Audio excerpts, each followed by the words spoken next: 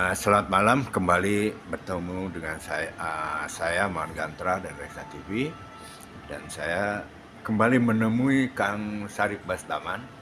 Beliau itu CEO dari Sabas Energi ya, Kang? Ya, Dan saya ingin banyak hal yang ingin saya tanyakan kepada beliau ini. Pertama-tama, Kang Akang ini sebetulnya politisi atau intelektual gitu, atau pengusaha atau apa gitu. Akang melihat diri Akang sendiri sebagai apa tuh? apa ya saya? Nah, Saya mungkin hanya ingin jadi menafsirkan nah, diri saya sebagai orang baik dan nah, peduli, kira-kira gitu. nah, Mungkin karena saya ingin pedulinya itu, kadang-kadang saya nyanyahoanan bicara tentang nilai-nilai nah, politik, ekonomi, hukum, filsafat, nah, begitu, sosial, budaya. Ya karena memang ya prinsip saya peduli itu. Jadi kita kan hidup tidak hanya untuk pribadi, tetapi nah, pribadi ini adalah modal gitu ya. Jadi kita harus kuat, harus pintar, harus kaya, agar kapasitas kita untuk peduli kepada orang lain, kepada hal di luar nah, hidup kita, itu semakin besar, semakin tinggi, nah. semakin berguna. Kira-kira itu aja sih. Saya nggak tahu juga saya eh, apa ya. Saya politisi karena saya memang politik is in my blood. Nah. Saya juga menyukai budaya begitu karena manusia adalah makhluk budaya kan, kira-kira gitu. Saya tentu sangat concern juga terhadap hukum karena saya lulusan Fakultas Hukum, pernah berprofesi hukum. Saya tentu juga peduli dengan ekonomi, oleh karena itu belajar ekonomi karena saya juga sekolah ekonomi, malah sebagai pengusaha kan, kira-kira begitu. Ya mau tidak mau punya pandangan-pandangan juga tentang ekonomi makro. Cuma itu apa, sebagai politisi atau sebagai pengusaha, Akang ini sering kali ngomong soal nilai. Wah, ini nih yang ada. Gimana anak selain penjelasan tadi, hal lain yang bisa menjelaskan ini? Kenapa Akang seperti itu? Karena bagi saya politik itu nilai, politik itu ideal kan, Ah, values. ah, Jadi saya tidak terlalu fasih bermain politik kekuasaan sesungguhnya, itu tapi dia. saya lebih ke nilainya. Ah, Asal nilainya itu kita jalankan, kita penuhi, siapa yang menjalankan itu saya tidak terlalu peduli. Saya akan sudah cukup bahagia ketika idealisme itu terbelanjakan, siapapun dia yang melaksanakannya. Eh, itu mungkin lebih karena ya itu karakter saya aja.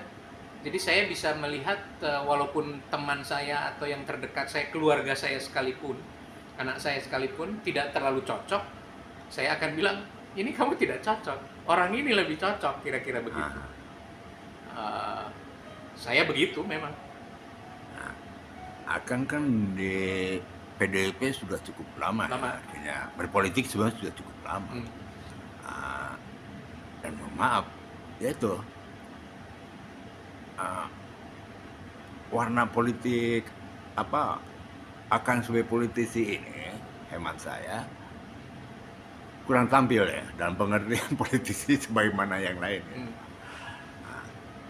Akang sendiri gimana ngelihat perpolitikan kita sekarang ini atau selama pengalaman Akang berpolitik ini? Itu yang kemudian mungkin saya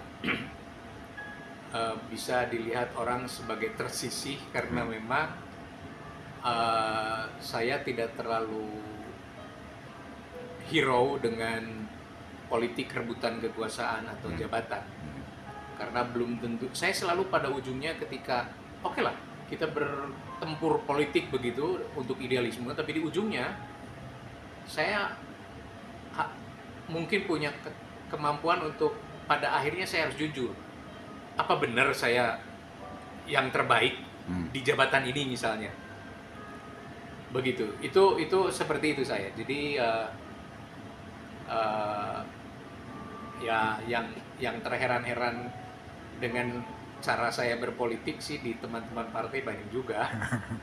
Saya selalu merasa paling PDI Perjuangan, belum tentu partai merasa bahwa saya orang partai juga gitu, karena saya hanya dinilai di level nilai-nilai saja, soal solidarity, soal idealisme, ideologi begitu. Tapi kalau ketika bicara soal jabatan, Mangga Tipayun lah kira-kira gitu. Saya kira Mangga Tipayun Nah, menarik. itu bukan berarti orang Sunda itu elehan atau kurang kurang kurang bisa fight gitu. Tapi itu justru kesadaran diri untuk melihat jangan sampai kita merasa paling hebat. Siapa tahu ada yang lebih hebat dari kita. Dan ketika orang itu lebih hebat dari kita, maka kita harus mengatakan bahwa oh dia lebih bagus, lebih baik dia. Saya kira itu tone-nya positif loh, Mangga Tipayun itu, betul nggak? Sebagai sesama orang Sunda, yang saya rasakan sebetulnya begitu. Kerendah hatian sekaligus mungkin semacam kehati-hatian. Apalagi itu menyangkut soal misalnya jabatan penting. Kan ada istilah dalam bahasa Sunda itu nanggeuy enog bebereumna. Jadi itu harus teliti, gumati, hati-hati. Nah, karena ini pekerjaan yang sangat mulia, tanggung jawabnya besar, jangan kamu merasa paling bisa. Lihat kiri kanan, depan belakang, siapa tahu ada yang lebih bagus. Ketika kamu secara jujur tanya pada diri sendiri bahwa orang ini lebih baik dari kamu, kasih. Atau paling tidak, ajak kerjasama, ayo kita kerjakan rame-rame. Kira-kira begitu. Nah, saya juga mungkin harus memberi penjelasan pada pemirsa bahwa selama ini baik di kalangan orang Sunda maupun di kalangan orang non-Sunda, bahwa orang Sunda dianggap kurang memiliki need of achievement. Nah, yaitu antara lain dengan kebiasaan atau tradisi mempersilahkan orang lain untuk terlebih dulu melakukan sesuatu lah atau memimpin sesuatu. Nah, sementara yaitu pandangan Kang Ip ini berbeda, bahwa itu bukan sebuah kelemahan sebetulnya, Kang ya. Justru sebuah nilai-nilai yang kehati-hatian, bisa dimaknai juga semacam profesionalitas ya. Dan itu sebetulnya nilai luhur bangsa Sunda itu, jika itu diterapkan di masyarakat yang modern, berpendidikan, justru begitu, justru pas gitu. Karena apa? Orang juga akan melihat kamu lebih baik kok. Don't ever claim that you are the best. Itu sebenarnya nggak pernah. Karena terbaik atau tidak terbaik itu bukan kamu yang bilang, orang lain. Itu namanya klaim kan. Kalau klaim ya saya bisa bilang saya paling hebat kan. Nah itu sebetulnya, dan itu hanya terjadi memang di masyarakat yang etikanya sudah tinggi, pendidikannya, adabnya sudah lebih tinggi. Artinya apa? Adab orang Sunda tinggi sekali. Ya, dan di dalam konsep kekuasaan Sunda, menurut saya, setelah saya gali gitu, saya pelajari, saya baca-baca, memang agak beda dengan suku lain, Jawa misalnya. Kalau Jawa kekuasaan identik dengan kedudukan, jabatan. Kalau di Sunda mah kekuasaan itu artinya sima, pengaruh. Regardless with or without power, posisi, jabatan. Kamu akan dihormati, akan dianggap sebagai pemimpin ketika kamu punya pengaruh. Dan apa itu pengaruh? Pengaruh adalah hasil dari track record. Dampaknya. Mohon. Terus gini Kang, kita bawa ke soal yang sekarang sedang menjadi perbincangan. Soal, mohon maaf nih, pengesahan RUU TNI, Kang. Gimana Kang melihat ini? Apa? Menurut saya tidak ada yang bergeser. Ada 3 poin pokok setahu saya kan yang dirubah, 3 pasal atau 3 topik. Yang pertama adalah soal jabatan jabatan militer di posisi sipil itu cuma tambah 5 itu ya kalau nggak salah.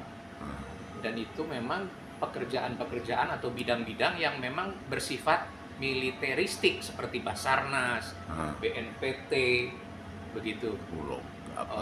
Ada Kejaksaan Agung. Menurut saya tidak ada masalah. Selebihnya militer yang masuk di jabatan sipil harus pensiun, itu masih clear. Yang terbaru lagi saya kira cuma soal umur pensiun ya. Umur pensiun terutama untuk yang brigjen ke atas itu kemudian naik setahun, dan itu menurut saya proporsional, nggak ada ini. Jadi kalau dilihat kekhawatiran menjadi militeristik lagi begitu, ada dui fungsi ABRI dan seterusnya, sudah jauh, karena tentara sekarang juga udah tidak mengerti dui fungsi ABRI seperti apa. Karena itu udah itu mereka sudah tentara profesional menurut saya. Kalau kemudian sekarang teman-teman aliansi sipil ini sangat getol ini, kritis lah ya, mengkritisi itu, mungkin itu ada message lain ya. Message lain barangkali terhadap trauma 98 segala macam. Tapi saya sudah baca penuh undang-undangnya yang disahkan kemarin. Rasanya tidak ada yang perlu dikhawatirkan. Artinya dui fungsi ABRI itu tidak akan kembali lagi, tidak akan kembali. Ya, apa juga kalau saya terus terang juga masih gamang, Kak. Di satu sisi ada ketakutan sebagai sebutlah orang yang pernah hidup di era 70-80-an kan kita ngerasain. Di sisi lain juga saya ngelihat ya seperti Akang bilang ya, saudara-saudara kita di TNI ini kan juga sudah berbeda gitu lah. Ya, kurang lebih mindsetnya dengan kita lah. Gitu. Artinya dia memahami pentingnya supremasi sipil, tahu diri lah, profesional gitu. Kalau saya malah cenderung tidak perlu dikotomis lagi, karena merit kan. Jadi kalau merit, meritokrasi, maka dari manapun asal dia merit bisa menjadi apapun kan gitu. Katakanlah tiba-tiba ada tentara itu kok jago sekali dia soal logistik, ya sudah jadi kepala bulog karena dia dari sisi meritnya bagus. Tapi ditawarkan dulu, kamu mau pensiun nggak? Karena undang-undang mensyaratkan pensiun kan, kira-kira gitu. Jadi baik itu di birokrasi sipil maupun di tentara, ya asal merit semua. Cuma memang konsekuensinya bagi tentara dia harus pensiun gitu. Tetapi karena kamu ini misalnya jago teknologi, jago IT dan segala macam, jadi direktur di bidang teknologi gitu, misalnya begitu, tapi pangkatnya baru kolonel, ya terpaksa harus pensiun, kan gitu. Ya itu di satu sisi kayak seperti ini Kang, pekan lalu atau pekan ini ya, Deddy Mulyadi kan menandatangani kerjasama dengan Kasat, dengan TNI AD untuk melakukan operasi manunggal besar-besaran istilahnya.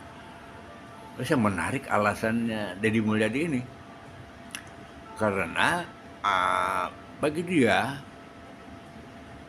mohon maaf saya memakai istilah mengerahkan tentara TNI itu jauh lebih efisien, lebih murah dibandingkan memakai apa mekanisme tender lah segala macam gitu.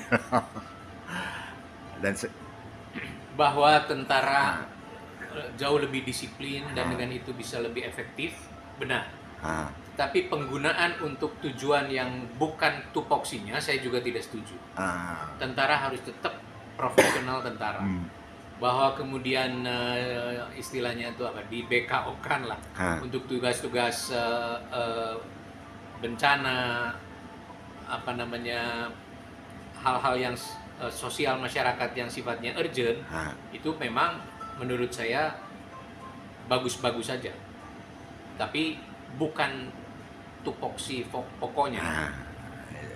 ah, Memang itu kan apa istilahnya, sel- eh, penugasan selain perang gitu ya. ya, ya apa saya kalau dulu kan lebih fungsi. Ya, Itu Deddy Mulyadi itu sampai mau misalnya daerah-daerah yang terisolir itu akan mengerahkan TNI untuk membuka jalan ke daerah itu gitu. Ya saya memahami gitu karena itu dengan disiplin dengan juga kemampuan yang ada ya TNI sangat bisa gitu ya. sangat Kasuistis bisa karena memang kan kapasitas TNI juga tidak akan terlalu besar juga untuk mungkin satu batalion nganggur Zeni gitu, ah, suruh bikin jalan jembatan, saya kira mereka sangat bisa dan ah, efektif memang. ah. Tapi kemudian jangan Terus jadi iya. ini Iya, terus sipilnya kerja apa dong? itu ya. Bahkan Deddy ini kan mau bikin semacam sekolah apa SMA Nusantara ya, apa Taruna Nusantara. Hmm. Ditakutkan itu apa ya saya memahaminya sebagai upaya untuk menanamkan kedisiplinan sebetulnya. Semua upaya itu, Ah, pendidikan menurut ah, saya salah satu fondasi yang sangat penting. ah, Uh, pendidik apa namanya, upaya peningkatan standar pendidikan melalui ah, sekolah-sekolah khusus seperti Taruna Nusantara itu bagus sekali, saya setuju, sangat ah, sangat setuju, karena pendidikan kita baik itu dari sisi kognitif ah, maupun dari sisi mentalitas, integritas, itu kita buruk sekali menurut ah, saya dibanding dengan negara-negara tetangga. Jadi boleh saja itu bagus. Nah, tapi memang pendidikan itu kan ada sekolah dan luar sekolah. ah, Jadi ada ada ada ada celotehan kan begini. Sepintar apapun anak kita sekolah di luar negeri, sebaik apapun mereka di sana, setelah pulang ke sini jadi korup juga, jadi malas juga, ah, dan jadi bodoh katanya ah, kan begitu. Jadi itu artinya luar sekolahnya ini, jadi lingkungan, ah, kan sebetulnya bangsa ini juga sekolah, lingkungan pendidikan ini itu, semuanya. ah, Dari mulai RT, RW dan seterusnya, lingkungan kerja itu adalah sekolah juga gitu. Jadi oleh karena itu jangan heran kalau Kapolres Ngada itu ah, ya. kan itu Taruna Nusantara itu. Itu ya. SMA Taruna Nusantara itu. Oh, Dan orang Sunda, itu ya. orang Bandung. Ya Allah, Gitu. bertahu saya. Iya. Gitu. Jadi kalau begitu kan jadinya kasihan. Oh, Ah, artinya yang salah itu bisa jadi memang lingkungan kita tidak mendukung orang untuk tetap jadi baik profesional. ah, Padahal udah dibekali dengan pendidikan sangat baik. Dibekali di SMA ah, Taruna Nusantara, di Akpol, kan begitu. ah. Ya. Artinya, Akhirnya jualan narkoba, jualan film porno kan. ya, Bagaimana itu? masyarakat kita yang sebetulnya sakit ya, Bu, ya. Sakit. Sakit. Masyarakatnya yang secara keseluruhan lagi sakit. Ah, Sakit. Dan ada tulisan penulis barat itu kan, ah, eh, ya di Indonesia penghasilan terbesar Indonesia ya korupsi. Indonesia itu income terbesarnya adalah industri korupsi. gila. Itu Jadi yang menciptakan lapangan kerja juga semua koruptor, ya. begitu. Jadi bukan sumber daya alam tapi korupsi. Itulah Indonesia katanya, which is benar, begitu. Tapi kan nyasapir aku gitu kan. Nah, terus kita harus gimana nih kan nyasapir, ya kita kan tidak harus berbangga dengan itu Maka kita. itu mau tidak mau jalan terobosannya adalah mengurangi jabatan. Mengurangi jabatan. Atau mengurangi sentuhan manusia Ah, terhadap jabatan. Jadi otomasi. Sekarang kan zamannya ke sana ke arahnya. Orang itu sekarang itu kecenderungannya adalah memperkecil unit, ya, tren dunia. Kita ini malah kalau di mata politisi justru harus memperbanyak unit kan, pemekaran daerah gitu, ya kan? Satu kabupaten jadi 2 kabupaten. Untuk apa? Untuk menciptakan jabatan. Kenapa perlu jabatan? Untuk bisa korupsi kan? Karena nggak ada jabatan nggak ada korupsi. maaf Kang, saya nggak ini ke korupsi ya Kang, tapi ke jabatan. Hmm. Nah, balik lagi ke soal TNI Kang. Saya agak surprise gitu loh ketika tiba-tiba Pak Prabowo waktu sebagai Menhan memekarkan kembali kodam-kodam segala macam yang setahu saya justru dulu disederhanakan lah oleh pada zamannya Pak Beni dengan harapan itu gitu loh. Artinya ada benar-benar yang istilahnya itu yang mempersempit jabatan kan gitu lah. Dan harapan yang benar-benar ke puncak itu ya memang the best lah gitu. Nah, gimana nih Kang? Saya membaca Pak Prabowo ini tentu saja mindsetnya adalah seorang jenderal, seorang militer. Beliau tumbuh besar, mayoritas dari usianya sebagai militer. Maka sekali lagi mindsetnya adalah militer.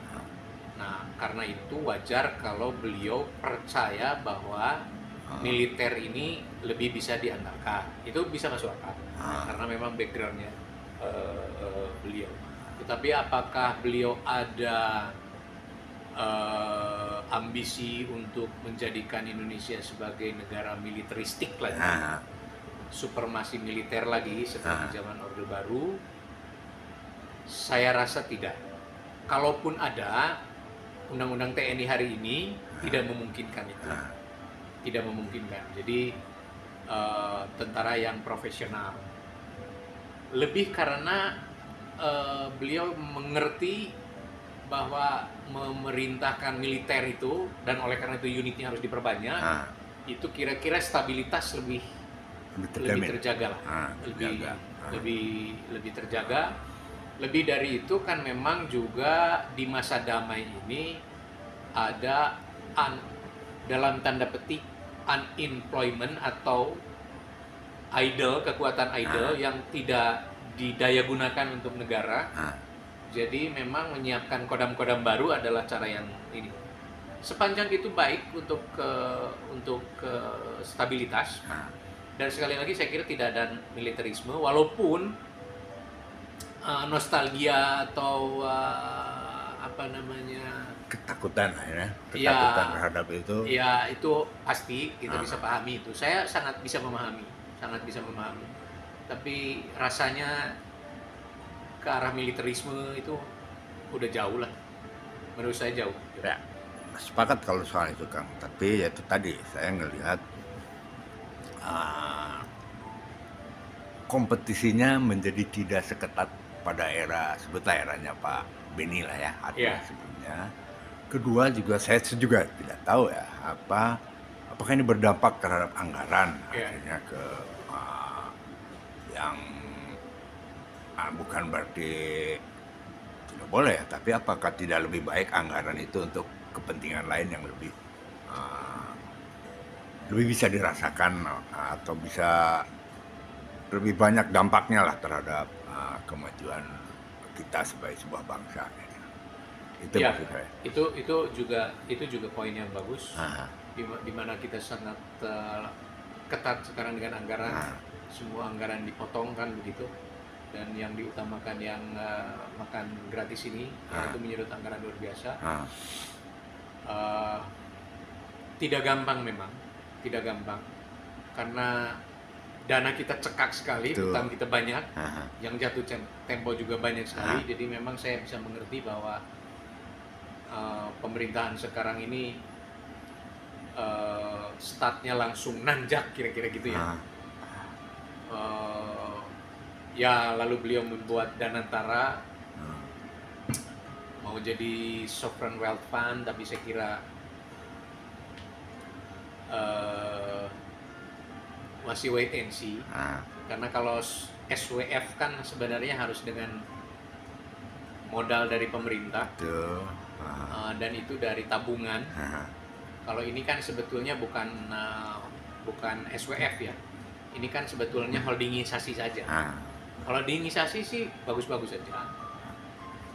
Karena dengan melakukan holdingisasi itu kan melakukan merger and acquisition. ah, Merger and acquisition itu memberikan secara akuntansi memberikan kesempatan untuk melakukan revaluasi aset. Nah, dari situlah kemudian dapat nilai buku aset yang tiba-tiba menggelembung karena di appraisal ulang kan. Jadi dari perusahaan A, B, C, D digabung menjadi perusahaan E, ya aset-aset semua disetorkan, dievaluasi, direvaluasi ulang. Itu akan menghasilkan nilai yang lebih tinggi. Yang sekarang kan berapa? 14.000 triliun. Tapi uangnya nggak ada. Iya. Uangnya nggak ada. Nggak Itu ada. cuma pencatatan saja. Catatan. Nah, itu satu kritik kita. Yang kedua, independensi ya, mungkin profesionalitas pengelolaan ini. Ah, Tapi memang tidak banyak ruang ya, sayangnya, untuk bermanuver sekarang ini. Karena kita negaranya lagi ngos-ngosan. iya. Ah, Pak Jokowi belanja infrastruktur terlalu besar-besaran dan infrastrukturnya banyak yang efektif, banyak juga yang tidak efektif,